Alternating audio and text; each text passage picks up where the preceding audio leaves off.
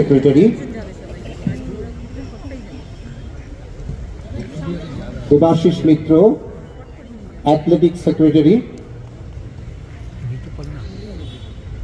Ranjan Basu, planning and development secretary, এবং অবশ্যই দেবাশিস দত্ত আমাদের প্রিয় সচিব।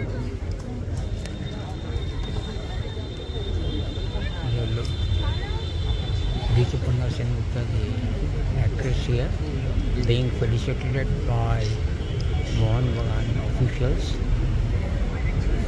and Sri Lopamudra. অভূতপূর্ব স্মারক 1911 সালের ঐতিহাসিক ঘটনার স্মৃতি আজ প্রত্যেকের অন্তরে, এবং প্রত্যেকে আমরা পরবর্তী প্রজন্মের কাছে, আমাদের পরিবারে গিয়ে সন্তানদের কাছে আজকের ঘটনার গল্প অন্তত প্রত্যেকে করবেন। যারা এখানে আসেনি, আমাদের সন্তান বা পরবর্তী প্রজন্ম যারা, তারা অনেক বেশি করে জানুক মোহনবাগান ক্লাবের এই ঐতিহ্যের অভূতপূর্ব ঘটনার কথা।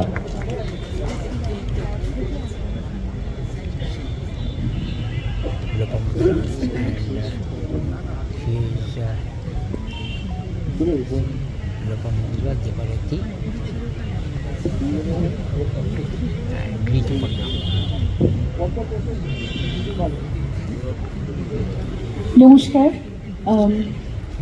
সত্যি একটা ঐতিহাসিক মুহূর্ত, আর সেই ঐতিহাসিক মুহূর্তের সাথে থাকতে পেরে বা তার সাক্ষী হয়ে থাকতে পেরে আমি খুবই গর্বিত। এবং আজকে আমার এই আশাটা আমার মনে হয় আমার অনেক বড় প্রাপ্তি। Thank you Debashis da to invite me over here. কারণ আমি মনে করি যে ফুটবল হচ্ছে বাঙালির শিরা উপশিরার। ফুটবল হচ্ছে যেরকম বাঙালির গর্ব, সেরকম বাঙালির উন্মাদনা। কারণ ফুটবল ছাড়া আমার মনে হয় না, ফুটবল ছাড়া মনে হয় বাঙালিরা কমপ্লিটলি ইনকমপ্লিট। আর ফুটবল নিয়ে আমি যেহেতু সিনেমার মানুষ, সিনেমার প্রচুর কাজ হয়েছে এবং আমরা দেখেছি মোহনবাগানের মেয়ের মতো ছবি, হাততালি হোক একটা এর জন্য, মোহনবাগান নিয়ে সিনেমাও হয়েছে। তারপর আমরা দেখেছি ধন্যী মেয়ের মতো ছবি, যেখানে ইস্ট বেঙ্গল এবং মোহনবাগানের বিরাট লড়াই এবং তার মধ্যে প্রেম ভালোবাসা।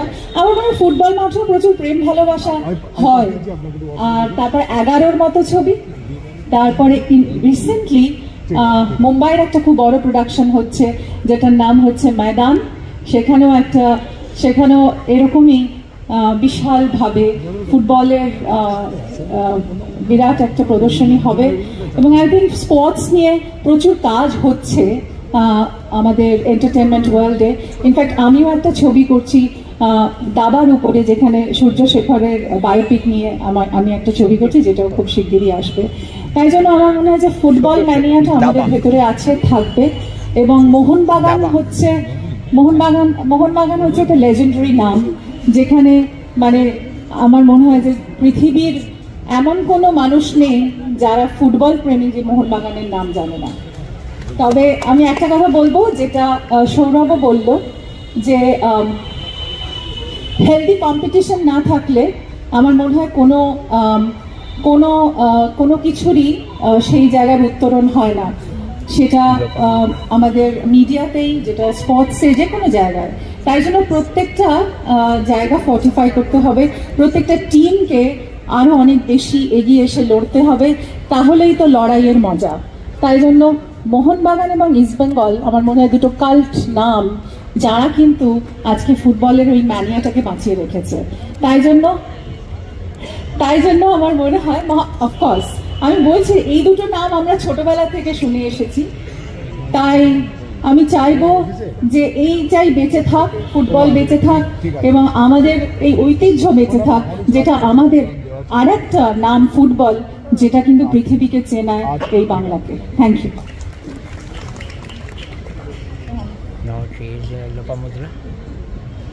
ধন্যবাদ ঋতুপর্ণা সেনগুপ্ত। এরপর লোপামুদ্রা মিত্র। নমস্কার, জয় মোহনবাগান।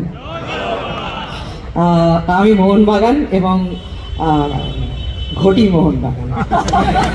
আর সবচেয়ে বড় কথা, এটা আমাকে অঞ্জনদা বলতেন বারবার, যে উনি যদি বলতেন যে এই লোপা ও কি ঘটি না বাগান, কারণ এইরকম ঘটি মেয়ে হয় না।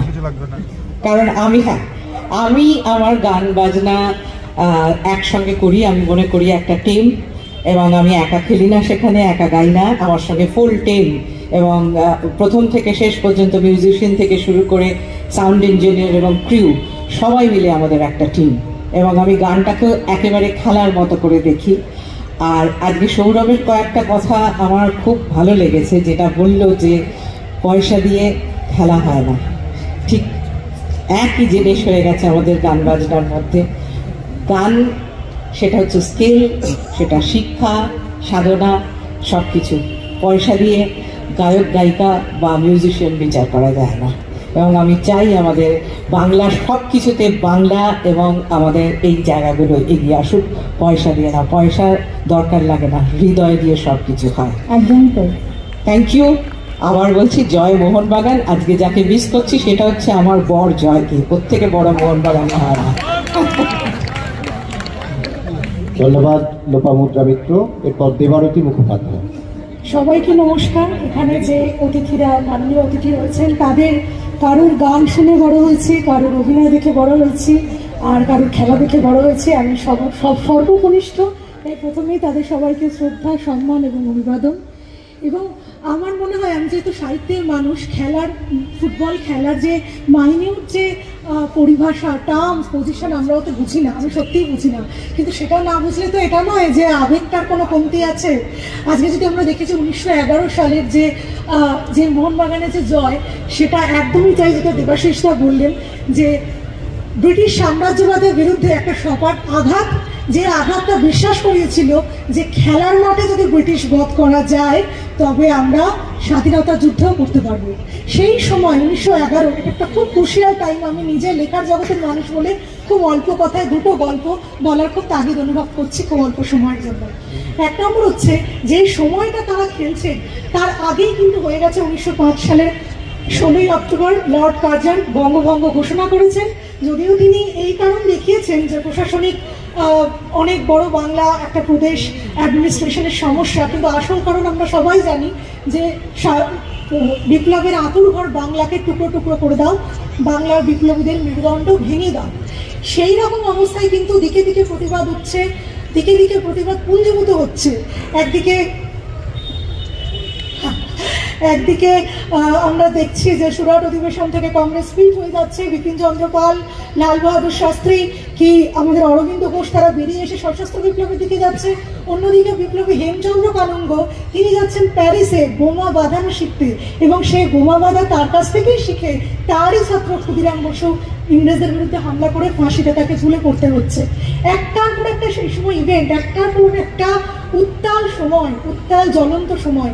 সেই সময় এই 11টা ছেলেও কিন্তু স্বপ্ন দেখেছিল, তাদের মতো করে তারা কিন্তু প্রতিবাদ করেছিল, তাদের মতো করে তারা খালি পায়ে খেলতে নেমেছিল, এবং তারা দেখিয়েছিল যে আমরা যদি খেলার মাঠে পারি, তোমরা তাহলে ফোর্ট উইলিয়ামের পতাকাটাকেও নামাতে পারবে।